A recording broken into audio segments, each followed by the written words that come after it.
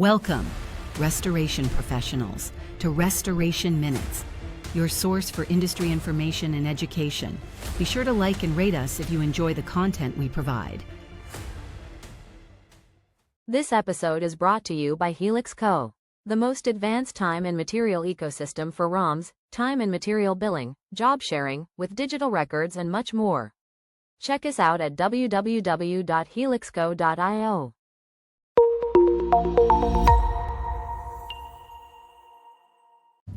All right, welcome into a new episode of Restoration Minutes. Today I've got my good friend Chris Carter here, who has been traveling the country lately, helping out other contractors. How you doing, Chris? Doing great. Mike, how are you? Oh, doing good, doing good. Glad to have you on here again.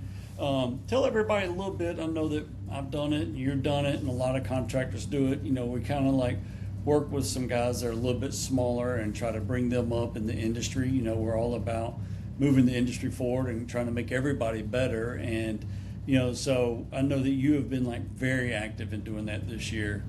So tell everybody a little bit more about that. Yeah, you know, our goal, my goal, Susan, the owner's goal, is to try to help, you know, the smaller contractors, you know, feel confident and get to the next level. And whether it's just, you know, on the phone call, answering, you know, running things by us, or showing up at the job site, helping them project manage, or just help them with the resources to be able to handle the bigger losses. Everybody that I work with are really good contractors, definitely skilled. They're just trying to get to that next level, and that next level is hard to get to if you don't have someone that's, you know, learned a few bruises. And saying I learned them all, but, you know, it's better to try to learn from someone else's bruises than your own. Oh yeah, absolutely. And, you know, the thing that a lot of smaller contractors, you know, don't realize is, you know, there's a lot of larger contractors that would love to work with you and build a relationship with you, because it works both ways. You know, it's like, you never know, like me and you have landed into a bunch of schools and stuff before, then we've brought in other contractors to kind of help us out, you know, and then vice versa. You know, these smaller guys will land something that's beyond their direct capabilities and would come in and back them up, you know. And then it's just sometimes, you know, like I know you are a consistent learner. You know, you like to go to every class you can go to. And so it's one of those things that, you know, both sides can always learn something from each other, because every job is different. Yeah, I agree. I agree that, you know, I have yet to walk on a job where I didn't learn something from someone. Every day you should try to learn. I think you naturally do when you're working a job. Every job is different and has its own, you know, little hiccups here and there. So you learn new things. Definitely. It's been great for me. I mean, I've learned a lot from working around other companies. I mean, we really have always done this back when water out was a thing. We were the largest water out member in the country. And when we go to storms, we bring other smaller contractors with us. And, you know, it's always been a great deal to help out other people, because they pretty much return it. Yep. As long as you stay open-minded, you know, when you go to help these smaller companies and you go in there like you're going to take over their job, it's kind of you know, you really kind of burn yourself. So I try to stay away from doing that and try to just lead if they want me to lead, or just be there for moral support if that's what they need.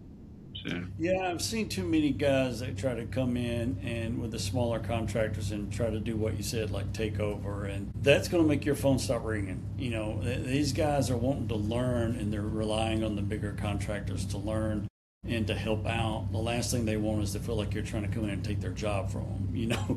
And so yeah. It's you know, when you do that and you work with each other, it's A, to support, and B, to teach each other, kind of a thing, and help back each other up. And that, and just building good relationships in the industry, you know, is a big thing. And I know you know a ton of guys, you know, and you've been really, seems like you've been hitting the road this year. So I really wanted to kind of point that out. Well, I think it's important for, you know, smaller, well, everyone really should be, you know, networking together. But it's really good, you know, to be able to go in and support, you know, the guys that are either just starting out, or, you know, have a few, you know, loads of equipment, but to go and help them and just give them the confidence to go to the next level. Because if not, then we'll be stuck, you know, out high and dry. You know, you can't compete with people that have franchises all over. You know, you can dominate your area, but if you want to actually grow and do more of the commercial side, you actually have to have strategic partners to do that. And if you go in there with a bad attitude, as far as being the bigger contractor, you're really gonna. I've seen it several times where it comes back and just ruins relationships. It does. It rubs people the wrong way. They call you because they hope that you're going to be able to help and trust them. I mean, I can remember, when I was doing commercial and I thought I'd done some big jobs, and then I got called in by a big contractor, and that's been like 10 years ago. And I was like blown away. I learned so much so fast. It was amazing, and I just stepped up my game after that and made sure I went back and trained everybody. We learned new software. We learned, how to do everything, better ways to scope, whatever it is, you like you said, it's always better to try to learn from someone who's already learned those lessons the hard way, than it is for you to try to start from scratch, and so any of the smaller contractors out there, I really highly encourage you to kind of find a larger contractor that you trust. Don't necessarily always have to be in your area, but finding one that you can work with, that you trust, that you get along with, and it's going to help bring you a long ways, and it's actually going to help them as well. It's a win-win for both contractors as long as both of you go into it with the right mindset. Yeah, I agree 100%. Well, another thing I definitely want to talk about is, one of the other hats you wear is global catastrophe training. You guys have been blowing it up here lately, and I think you're going to be at several trade shows this year, and you got a huge training at one of the school systems that we had kind of done side by side a couple of years ago in June the 16th through the 18th in Madison, Florida, I think, right? Yeah, 15th through the 18th, but yes. Yeah, it's at the Madison County High School. I rented the whole school out, so we're pretty much going to, typically that class is in a hospital setting, but I wanted to try to put it on the road this year and give a little hiccup last year with people saying, well, I don't do, medical, I don't do medical. Well, it's just a commercial building, so I've talked with the great people over there at Madison. They're amazing, really, really good people. And they're going to allow me to set up and do that class there, which is going to be pretty unique because it's going to have, auditoriums, gymnasiums, classrooms, multiple buildings for, multiple SOBs to run your, how that works, So it'll give you a little more real world than the hospital, because it's actually going to be stretched out. It's a lot harder to do when it's, a lot of buildings all over the place. So. Yeah, because I think that's exactly what I was going to say. I know with the government buildings, they call it a fish map, but basically it is a schedule of assets. There's a couple of different names that the insurance world uses it. And so it's going to be a good experience, I think, for a lot of guys that are used to coming in and doing one big commercial thing and tracking it. And then now you're throwing in the thing where every building has its own policy, its own limits, its own everything. And so you got to try to break everything up. Definitely your equipment and things like that have got to be separated.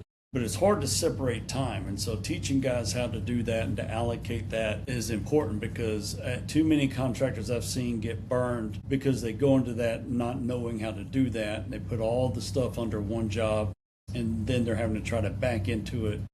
And you lose money that way, because there's always something that's going to end up being an argument over, this building only has this amount of coverage and you got all this stuff in there because someone just tries to divide it by 4. Yeah. Hey, we've lost into the millions, we've lost lots of money, from just that, it's just not knowing, it's one of those things you don't know till you know. I mean, you might hear about it, but you don't really know how hard it is till you actually give it a chance. So we're going to try to give a little hands-on with that. Yeah, I would say that's one of the more difficult things in our industry, is whether it's a government build, property like a school that has like 5 or 10 buildings on it, or you're doing like a resort. I've done one that had 49 buildings, and the client told me on day one, oh, it's just all one blanket policy. Well, they still have a schedule, of coverages for each building, So after like day 10, I find that out, and I have to go to trying to separate all my paperwork out and then backtrack. Fortunately, I'd kept good notes and good spreadsheets, but we had to go back and redo, all of our paperwork, and then we allocated our labor based on the dollar amount that we had hit on each building, basically on a percentage of the overall project. And there's a couple of different ways you can do that when you get into things that are shared resources for the entire project, whether it's your labor or your command centers or your trailers and things like that. But it is definitely something that guys need to learn if they plan on stepping their game up into that level. Yeah, it's a bad bruise to learn on your own. I'm gonna tell you that. It's definitely an animal for sure. So So it can hurt. But you going to be doing a simulated loss at that building? Or are you going to simulate water or mold or fire? What are you going to be simulating at that one? no, we're gonna simulate, water. My teaching, I try to stay away from what everyone else teaches. So drying and all things like that. And what I look at is if you're in the commercial world, you already know how to dry. That you can learn anywhere and get that from your experience.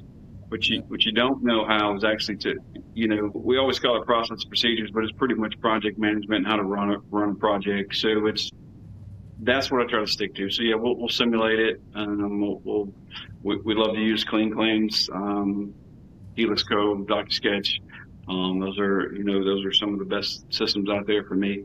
I like them. I like the fact that we have, y'all come down and we have 3 days of hands-on, one-on-one with each person, and it beats the heck out of a conference call and trying to learn over the phone. So it's really good. It's really nice. Yeah, I mean, quite an amazing thing that. In fact, I did an interview with Kayla McGowan, from R&R Magazine not too long ago, and she was down at the last class that we did with you. And she is someone, for those who do not know her that are listening, basically she's an editor, for a magazine. That's our industry trade magazine, one of them, and never project managed a job in her life. Was able to pick up from the train and ended up, I think, running the crew. I think if I'm not mistaken, definitely being one of the leaders in her group. Yeah, I think she ended up being module manager. Yeah. Yeah, I mean that speaks volumes to your class and how good it is for someone who does not even do what we do every day, able to come in and pick it up, and take off and run with it. Well, thank you. I believe in the hands-on part of learning. I think, when we can actually do things with our hands and, create muscle memory, we kind of grasp it a little bit better. There's so many things, there's so many what ifs, hypotheticals out there. It's hard to learn until you actually go and do it and you try it, and then you find a hiccup, and then you find a way to fix the hiccup, and, you see your challenges. So, and you can address them with that. Yeah, because a lot of certifications are classroom, and early in my career, I put a lot of weight when someone was coming to me with these certifications. Like, oh my God, this guy's got WRT, his ASD, his AMRT, so on and so forth. And then you quickly learn that the guy that may not have the certifications, but he's been doing it for 10 years, is better. And so it's one of those things that it's both. It's good to have the certifications because you learn the rules of the game, and it also is required by a lot of companies. If you work with a lot of clients, just like OSHA 10 and OSHA 30 are required in the construction field. A lot of ICRCs are required in our industry. But there's just something extra about getting actual hands-on experience and doing it live and actually getting cast to the wolves like everybody does in our industry to really jump in waist deep and learn. Yeah, well, typically in my history of going to training, and I've been training for going on 26 years now, you always go, whether you're the person or there's someone else, but there's always someone back there. They know it all. They're just playing on their phone. They're, not really participating. They're trying to get the cert. We do things a little bit different because of that, and everyone has to participate. So everyone has a role and a task. So I think that makes it a little bit more unique as well. It doesn't matter if you've been doing it for 20 years or you've been doing it for a week. You all have the same jobs to do. So a lot of people will just act like they know something and they know a little bit, but they're kind of scared to actually put it into play. So we kind of pull that out of some people, and we got other people that don't have any idea. They're nervous, and it's a simple thing that we do. It's an important thing that we do, but you do have to learn it, and you can make a lot of mistakes. You can forget a lot. I mean, hopefully everybody that comes remembers something when they leave. I definitely retain more with the hands-on than I do sitting in the classroom. Yeah, and it's amazing. I know you've obviously have run into them because you're just talking about them, and I run into them, and some of them are professionals and some of them are the guys that are in the field. But it's like when you run into someone who feels like they've learned it all, I don't care who you are, you're never going to know it all. There's always going to be someone that can do one or two things better than you or even different than you. And use Chris as an example, because Chris is a continuing educator master. Chris goes to every class he can get his hands on. And Chris has been doing it longer than I have. I think you've been doing it, what, 27 years total? 25, 27 years? You know, yeah, I'd say I've got in 20, and Chris has done a lot more than me. He's gone to more classes than me, you know, and it's because he's always eager to learn, you know. And so that is the attitude that you guys need to have when you go to these classes, because even though you may do it right, and you may run $20 million a year or whatever you may do at your company, doesn't mean you know the best practices, doesn't mean you know how a better way that you could be doing things and getting paid better, things like that. So Chris's class, if he can take someone right off the streets and kind of get them into, you know, rolling things after a couple of days, just imagine what he can do for your team. So you guys really need to look into the class for in June. Appreciate that. Well, the other thing I was going to talk to you about is, you know, Action has kind of made some twists and turns this past year, and you guys, you know, have always been, you know, one of the large independent contractors in the, you know, out there, but now you guys are also doing equipment rental and things like that. Tell us a little bit how that came about. Well, equipment rental came about, as I said in the beginning, we always wanted to help smaller people. You know, we're lucky. We have an owner that she's 79 years old, works 7 days a week, 12, 14 hours a day. No, way better than me, definitely. But she puts everything back into our company. So we buy a lot of equipment. We don't, you know, we don't waste money on, you know, going to buy, you know, she still lives in the same house her and her husband built when they got married at 18 years old. So, it's very frugal on that side, but you invest everything in the company. So we have a lot of equipment, and for someone to go out and, take on a big loss, your return on investment of buying new equipment, it's just not, it kind of puts you out of the ballpark unless you already own it. So, we try to go in and try to go into you know, a 50-50 split on what's paid. You know, a lot of times you'll go on a job and you'll run your equipment for a month, and you know, you rent it from a vendor. They'll give you a monthly rate, but insurance may cut you down to only paying you 2 weeks versus the 22 days or whatever. And they still expect their money, but with us, we just what's paid. That's what we work with. You know,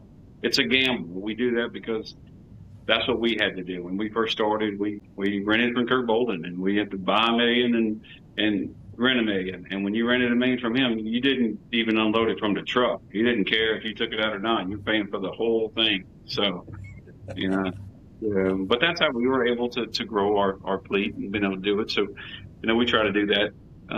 You think about, you know, just a desk and package, especially if you need multiple, but you're, you know, $500,000 by the time you get several of them out there. And then what are you going to do unless you do commercial all the time? It just sits. I mean, ours sit constantly. So yeah, and a lot of people don't realize the amount of time it takes to maintain that type of equipment. I mean, you got to have full-time mechanics and electrician guys that know what they're doing, you know, actually keeping maintenance on these things. I mean, you got to think these generators need to be cranked at least once a month.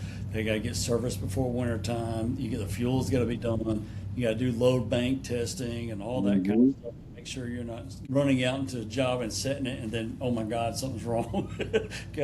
And it never fails. Something goes wrong, battery's dead. I mean, you know, you can, you know, be proactive with a lot. But yeah, if you're going to have a lot of gear, you're going to have that cost. And it's not a bad cost when everything's rented. It's a bad cost when it's not rented.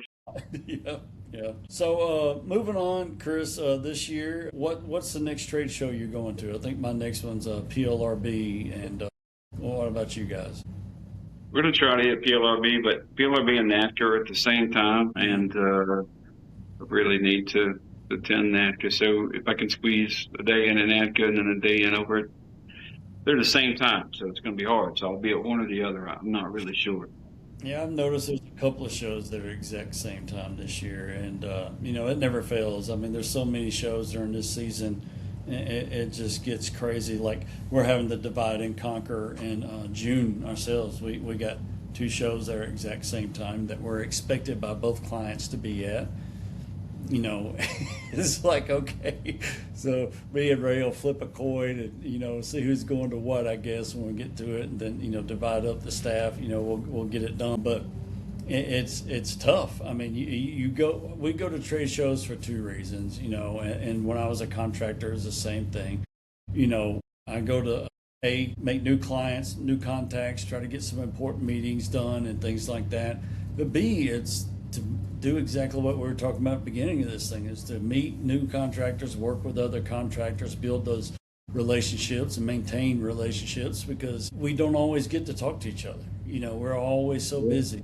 It gets crazy, and unfortunately, I guess, and financially, there wasn't a storm this past year, so a lot of guys actually got to catch up. But that makes it hard on everybody's pocketbook, because a lot of guys, they rely on that storm every year, and when you have a few years without it, it's tough. It's tough. It's definitely tough.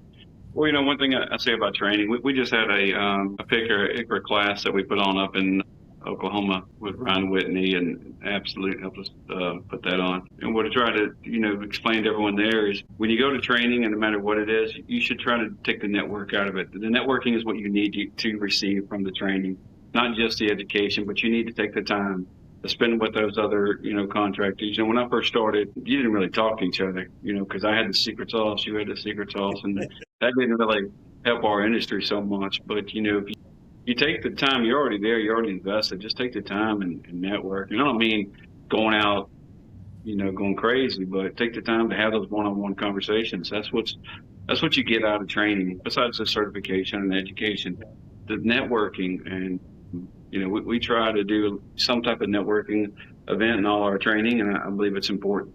That way, you never know who you're going to meet, what they're going to say, what's going to, they may tell you something, you come home and change your business model, and all of a sudden you're killing it. Or they may say something stupid, and you're like, "Oop, I'm not going to do that." So, which I've done both. I've done both, and been both. So, our next trade show that Global's going to be at itself, we'll have a booth at RIA. Yeah, we have one there too, so definitely you'll see you at that. And then we have our event at the Pro Football Hall of Fame, May the 12th through the 14th. And that's going to be a good event as well. We've got more to come on that. Can't talk a whole lot about it until next week, so I'll have a lot more information. Yeah, the class we did last year with y'all when I came up and spoke, it was nothing but great reviews from everybody that I talked to after that. I made a lot of good relationships. It was very, very good class. So, I highly recommend people to go check that out. It's definitely worth it. Y'all put the effort in to actually show your program and explain why you need it. When they get the benefit of your education, your history, which is, pretty dang good. Yeah, absolutely. And, kind of circling back a little bit to what you were talking about building relationships. There's a few of us, that I know, and basically like me, you, and Javier, that we have a great attitude. We're always willing to help anybody out. And so our phones ring all the time from other people, and if I don't know somebody, I call you, or I call Javier, or vice versa. And, I guess the biggest thing is to tell everybody is to be humble and help others, and you will grow in this industry, as long as you got the right attitude. I mean, that's the biggest thing. No, you're 100% correct. Approach everything with an open mind, and don't be, maybe you're going to learn something that you would have thought, no way I would ever do it, but give it a moment, let it sink in, let's see if it works, let someone explain it. You're going to learn one thing or the other. You're going to learn, yes, I want to give it a shot, or it's not going to happen for me. So, but definitely be humble, very humble. Perfect example is, I used to work with a company, and a guy came in that, didn't have much training, in our, as far as hands-on and actually doing the work. And, I left that company, and then, circled back around to the guy about 8-10 years later. And this guy's now got my old job, and he started telling me on some things on how he does. And I was like shocked and impressed, especially the way he's got his contract structured, the way he pays his labor versus small tools. And so like now this guy's teaching me stuff, and that's the kind of attitude you got to have, It is amazing if you just check your attitude and your ego at the door and just learn. I mean, it's amazing what you'll find out. Yeah, I mean, our industry is full of so many people that are, highly intelligent. They always figure out a way. That's what's cool about our industry, right? You go to a job and you figure it out.